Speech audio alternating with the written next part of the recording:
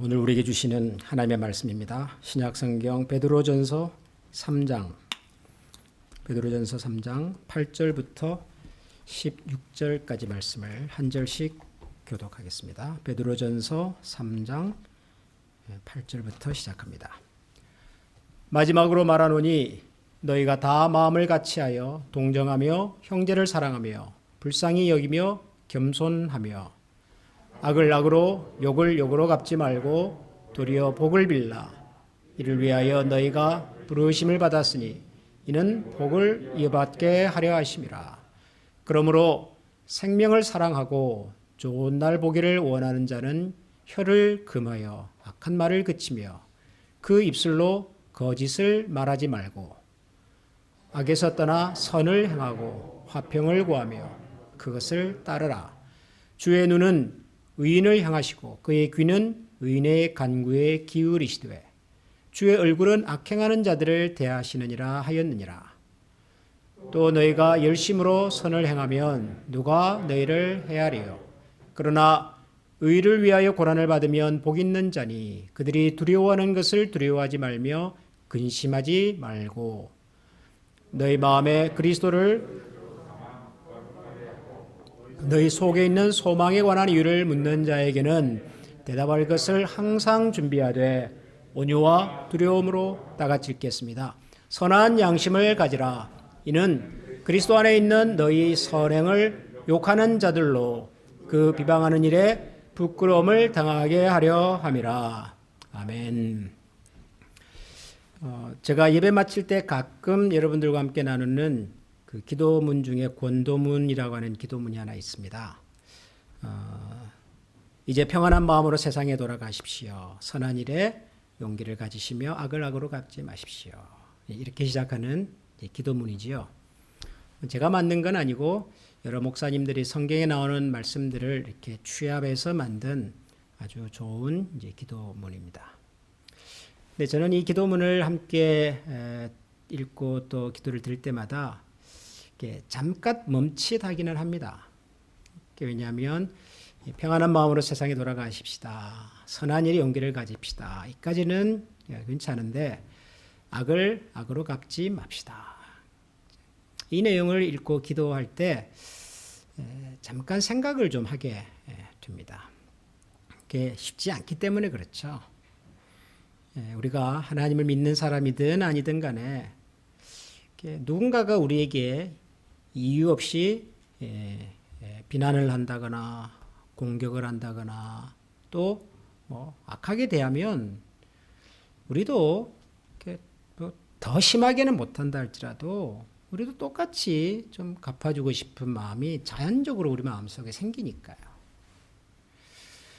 가끔 자동차를 운전하고 다니다 보면 갑자기 뒤에서 막 경적을 울리고 그냥 급하게 차선을 바꾸면서 막 욕을 하면서 지나가는 사람들이 있지요. 그런 사람 지나가면 순간적으로 나는 뭐 못할 줄 아나 뭐 이런 생각이 들어요. 우리도. 제가 좋아하는 목사님 한 분이 한국에서 그런 말씀하셨어요. 한 번은 자동차를 운전하고 가는데 버스가 갑자기 앞에 꽉 쓰더라는 거예요.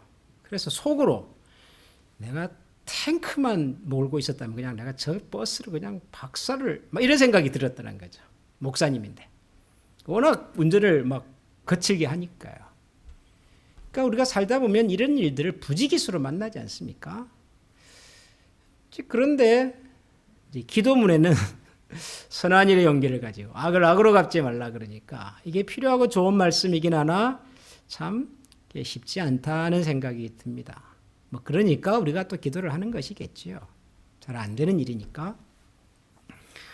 그런데 오늘 우리가 읽은 이 베드로전서 3장을 보면 이런 말씀이 있어요. 악을 악으로 욕을 욕으로 갚지 말고 도리어 복을 빌어라. 이를 위하여 너희가 부르심 받았다. 이거 한술 더 뜨는 거죠. 악을 악으로 갚지 말아라. 욕한다고 해서 욕으로 되갚지 말아라. 이까지는 뭐 그런데요. 그런 사람에게 복을 빌어라. 축복을 해라. 이유 없이 비난을 하고 공격을 하고 막 갑자기 차선을 끼어들고 이렇게 난폭한 사람들을 위해서 기도하라. 복을 빌어라. 너희가 이것을 위해 부름받았다 그럽니다. 참 어려운 이야기죠. 근데 이 본문에 나왔던 바로 그 기도가 사실은 이 베드로전서 3장의 말씀을 근거로 해서 준비된 기도문입니다. 악을 악으로 갚지 맙시다. 욕한다고 욕하지 맙시다. 오히려 그런 사람을 축복합시다.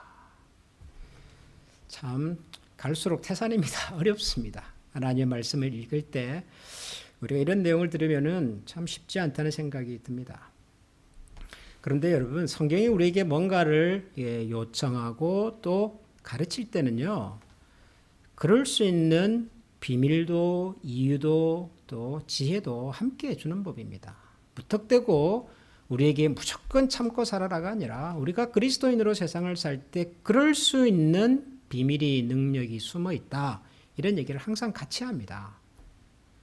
그래서 사도 베드로도 욕을 욕으로 악을 악으로 갚지 말고 그런 분들을 축복합시다라는 말씀을 하시고 난 다음에 11절에 보면 이런 얘기를 덧붙여죠. 그러므로 생명을 사랑하고 좋은 날 보기를 원하는 자는 혀를 금하여 악한 말을 그치며 그 입술로 거짓을 말하지 않는다. 생명을 사랑하고 좋은 날 보기를 원하는 사람, 이런 말씀을 하세요. 생명을 사랑한다. 이 생명은 하나님께서 우리에게 주시는 생명이겠죠. 하나님께서 우리에게 주신 참된 삶의 능력과 비밀을 알고 맛보고 경험한 사람이면 그런 뜻이죠. 좋은 날 보기를 원하고, 이 좋은 날이라고 하는 것이 막연하게 뭐 행복한 날, 기쁜 날 뭐 그런 것이 아니라 하나님께서 우리에게 약속하신 바로 그 좋은 날 아닙니까? 우리에게 성경을 통해서 여러 믿음의 선진들을 통해서 우리에게 약속해 주셨던 그 말씀이 이루어지는 날, 이 땅의 어둠과 불의 앞에서 참고 인내하고 눈물을 삼키며 살아온 우리에게 이제는 더 이상 눈물을 그치게 하시고 우리의 입술에서 미소를 짓게 하시는 바로 그날 보기를 원하는 자면이라고 말을 해요. 그런 사람들은 어떻게 한다고요? 자신의 혀를 금하여 악한 말을 그치고 입술로 거짓을 말하지 말고 악에서 떠나 선을 행하고 화평을 구하며 그것을 따른다. 그렇게 얘기를 합니다. 그러니까 우리에게 악으로 대하고 욕을 하고 비난하고 이유 없이 공격하는 사람들 앞에서 오히려 우리가 그들을 기도하고 축복할 수 있다면 그 이유는 우리가 참 생명의 능력과 비밀을 아는 사람이니까. 하나님께서 우리에게 허락하시고 약속하신 그날이 다가오고 있다는 것을 기다리고 믿는 사람들이니까. 이걸 알면 가능하다는 거예요. 반대로 말하면 이걸 모르면 어렵다는 거죠. 그러니까 성경이 말하는 핵심이 뭐냐 하면 우리를 뭐 이유 없이 비난을 한다, 공격한다, 욕을 한다라고 하는 것들의 크기와 무게가 아니라 그것을 감당해낼 수 있는 우리 내면의 어떤 영적인 실력, 신앙의 실력, 이게 우리 속에 갖추어져 있는가, 이게 중요하다 그 말이죠. 하나님께서 우리에게 주신 진짜 생명의 능력을, 참된 생명의 비밀을 맛보았으면 이걸 알면 가능하다는 거예요. 여러분, 우리 시중에 이제 가짜가 좀 많지 않습니까? 뭐 가짜 옷, 가짜 뭐 명품, 뭐 가방 이런 것들이 있잖아요. 이런 것들을 구별해내는 전문가들이 가장 많이 하는 훈련이 뭐냐 하면 진짜를 많이 경험하는 겁니다. 진짜 명품 가방, 진짜 명품 손목시계, 진짜 명품 옷을 많이 보고 그 진짜에 익숙해지면 그런 분들은요, 가짜가 뭔지를 금방 찾아낸다는 거예요. 우리야 모르죠. 이게 진짜가. 가짜 같고 가짜가 진짜 같지만 진짜를 알면 가짜가 보여요. 그리고 진짜를 맛보면 가짜는 하찮습니다. 아무리 비슷하게 만들어도요, 유사 제품이죠. 모조품이죠. 우리 신앙의 세계도 마찬가지예요. 진짜를 알면, 하나님이 우리에게 주신 진짜 생명의 능력과 비밀을 알면 세상이 우리를 건드리고 흔들고 넘어지게 하고 이유 없이 욕하고 공격하는 것들에 대해서도 허허 할 수 있다는 거예요. 허허. 왜요? 진짜를 아니까, 우리가 진짜를 맛본 사람이니까. 사실 우리가 살다가 이런 경우가 우리에도 가끔은 있습니다. 아니, 이유 없이 우리를 막 비난을 하고 막 사람들을 막 모아가지고 막 뭐 그런 경우가 있잖아요. 그런데 어떤 때는 우리도 그런 이유 없는 비난과 공격에 대해서 에이구, 참 안 됐다, 한심하다, 뭐 그 정도 하고 지나갈 때가 있어요. 매번 우리가 그럴 때마다 그냥 막 닭싸움하듯이 막 싸우고 그러지 않습니다. 우리도 어떤 때는 아이고, 참 답답하다, 뭐 저 정도밖에 안 되나, 왜 저러지, 뭐 그러려니 하고 지나갈 때가 있어요. 우리도. 근데 그때 우리가 왜 그럴 수 있냐 그러면은 우리의 내면이 강하기 때문에 그래요. 그 사람들의 비난과 공격과 이런 것들이 그렇게 내 인생을, 내 인격을 뭐 심각하게 훼손한다는 생각이 안 들어서 그래요. 그 정도는 얼마든지 내가 감당할 수 있다고 하는 자신감이 있으면요, 사람들의 이유 없는 비난과 공격 앞에서도 가끔은 우리도 허허 하면서 지나갑니다. 마치 어린아이들이 어른하고 장난칠 때 막 주먹을 휘둘리고 막 그러면 어른들이 뭐라 그래요? 한 번 더 해봐, 한 번 더 해봐 그러잖아요. 왜 그러죠? 자신이 있으니까요. 그래봤자 아이들의 손장난이지요. 그게 뭐 손장난 하다가 이제 물장난을 해버렸습니다. 그러니까 여러분, 우리의 신앙의 저력이라고 하는 것이, 내적인 힘과 실력이라고 하는 것이 그래서 중요한 겁니다. 계속해서 읽어보면 사도 베드로는 비슷한 얘기를 13절에서는 또 이렇게도 합니다. 또 너희가 열심으로 선을 행하면 누가 너희를 해하리요. 그러나 의를 위하여 고난을 받으면 복이 있다. 야, 이건 또 한 걸음 더 나가네요. 이유 없이 욕하고 비난하는 사람들에게 악을 악으로 갚지 말아라 그러시더니 이번에는 의를 위하여 고난을 받는다 그럽니다. 의롭게 사는데, 선하게 사는데, 내가 세상에 선의를 가지고 살아가는데도 불구하고 우리에게 돌아오는 것이 선한 결과가 아니라 악한 결과, 고난과 핍박과 오해가 있더라는 거죠. 이 세상살이가 참 그래서 이게 요지경이죠. 우리가 최선을 다하고 우리가 선하게 대해도 선하게 다가오지가 않아요. 그래서 어떻게 하고 싶죠? 우리가 포기하고 싶죠. 돌아서 버리고 싶죠. 나 혼자 그렇게 산다고 세상이 달라질 것도 아니고 세상 사람들이 내 중심을 알아줄 것도 아니니까 그냥 어느 순간에 가서 포기해버립니다. 많은 그리스도인들이 더 이상 그리스도인답게 하나님 말씀을 따라 사는 것을 그냥 포기해버려요. 해도 뭐 변화가 없으니까. 돌아오는 것은 오히려 더 큰 손해고 비난일 때가 많으니까. 그런데 베드로는 뭐라고 말합니까? 선한 일을 하다가 의를 위하여 고난을 받으면 복이 된다. 누가요? 너희 마음에 그리스도를 주로 삼아 거룩하게 하는 사람일 수 있으며, 혹은 15절에 선한 양심을 가지고 그 양심을 끝까지 포기하지 않을 수 있으며.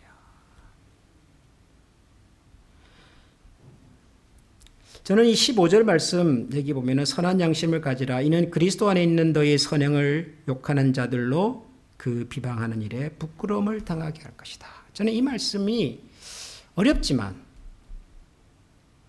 정말 좋은 말씀이라는 생각이 듭니다.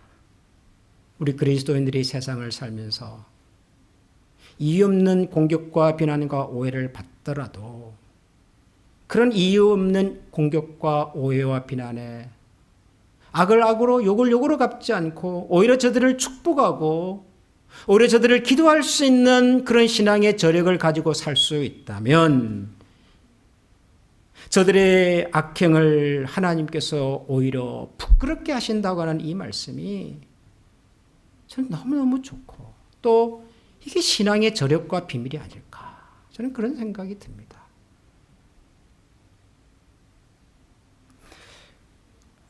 제가 일부 예배 시간도 소개를 했습니다마는 실제로 이런 분들이 있어요. 실제로 이런 말씀 믿고 사는 사람들이 있습니다. 사람들의 비난과 악행으로 갚지 않고 오히려 참고 저들을 축복하면서 살았던 사람들.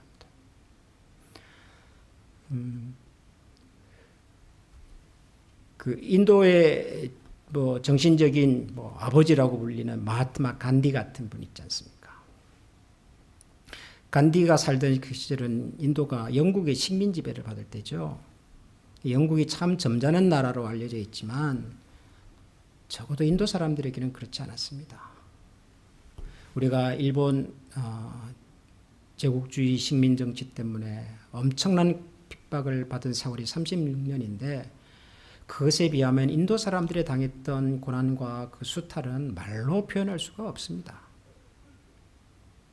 실제로 간디가 살던 그 무렵 인도의 한 도시에서는 그 인도의 이제 민족 지도자들이 체포가 되어서 그 사람들을 좀 석방해 달라고 하는 시민들의 요청이 있었는데 그것을 가로막기 위해서 군인들이 동원이 되었습니다. 비무장한 시민들을 향하여 무장한 군인들이 총을 쏩니다. 하루에 1000명이 넘는 사람이 목숨을 잃습니다. 비무장한 사람을 무장한 군인이 총을 쏴서. 요즘 미얀마 사태 때문에 걱정이 많고 근심이 많습니다. 한 4개월 정도 지나는 어간에 700명 이상이 목숨을 잃었다. 이렇게 보도가 나와 있더라고요. 언제 끝날지도 모를 일입니다. 4개월 동안 700명 넘는 사람이 희생당한 일에 대해서도 전 세계 사람들이 걱정하고 분노하고 있는데 단 하루에 1000명 넘는 사람이 비무장한 상태에서 무장한 군인의 총에 맞아 죽습니다. 여러분 같으면은 어떠시겠습니까? 어떻게 해야 할 것 같습니까? 이런 상황이 생기면. 우리도 일제강점기 시절에 제암리 사건이라고 하는 것이 있습니다. 제암리에 있는 교회당에다가 무고한 시민들을 다 몰아넣고 교회당 문을 못으로 박아버리고요. 아무도 못 나오게 하고 거기다가 불을 질렀습니다. 나오는 사람들에게 총을 쐈습니다.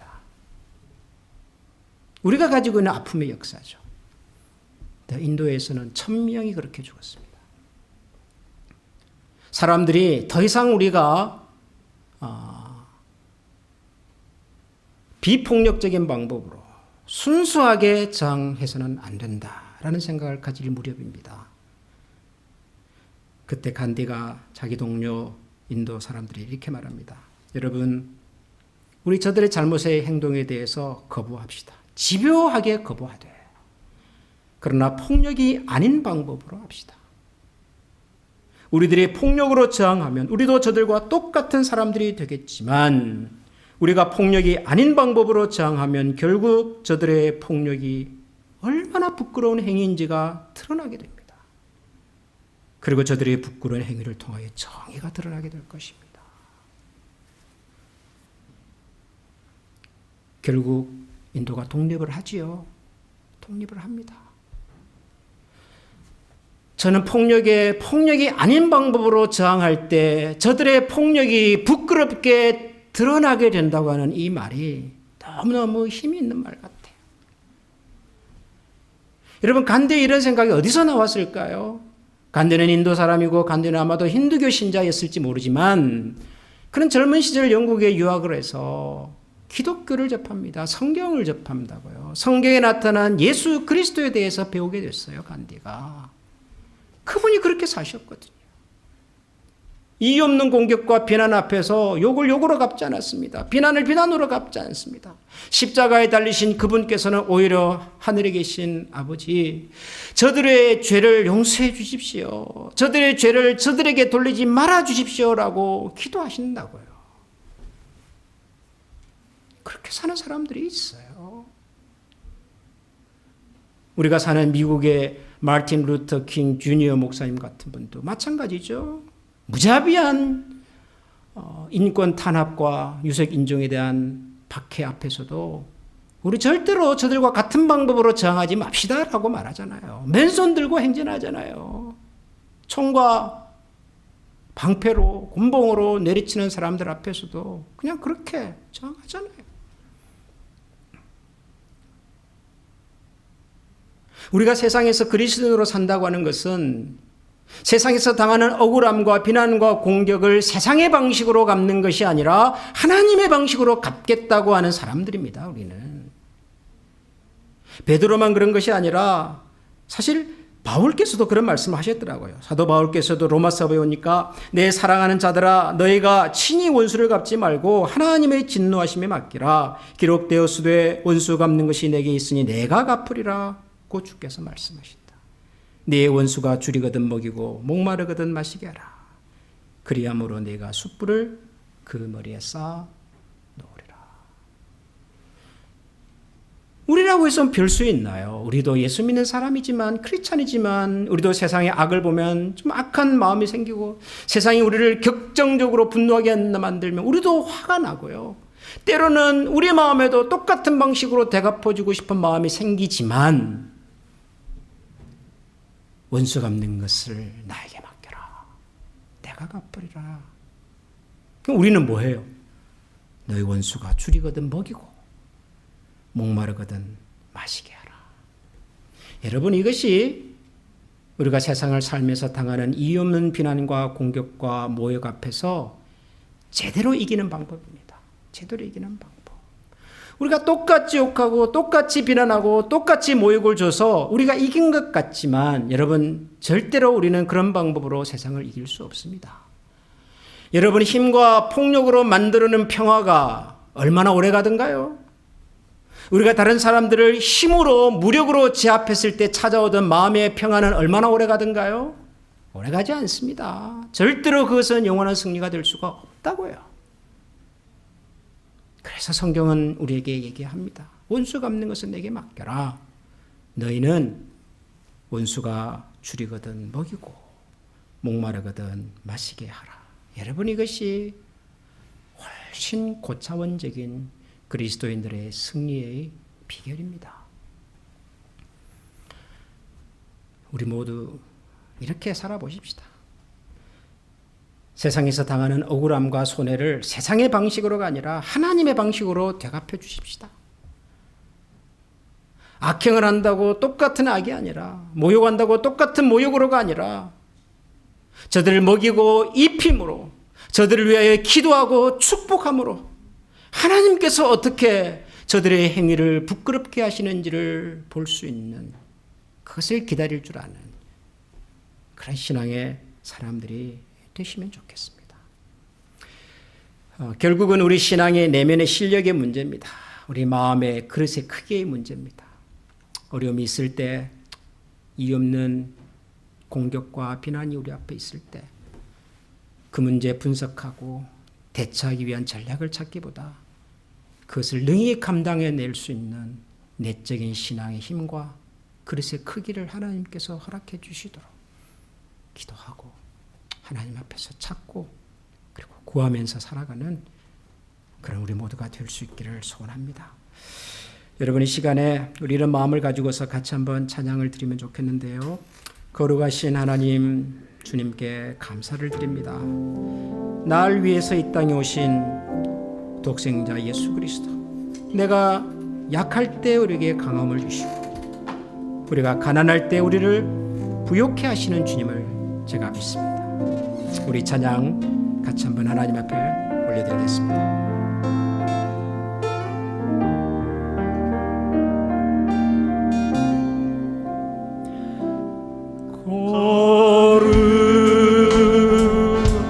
거룩하신 하나님, 주께 감사드리세. 날 위해 이 땅에 오신 독생자 예수, 나의 맘과 뜻 아래 주님 사랑합니다. 날 위해 이 땅에 오신 독생자 예수, 내가 약할 때 강함 주고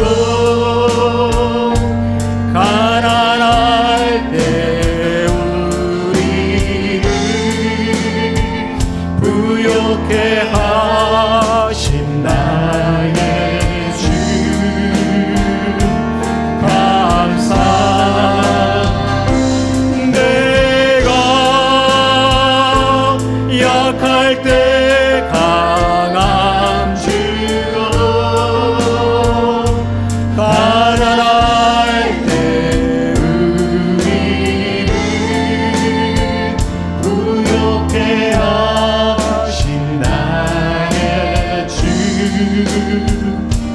감사.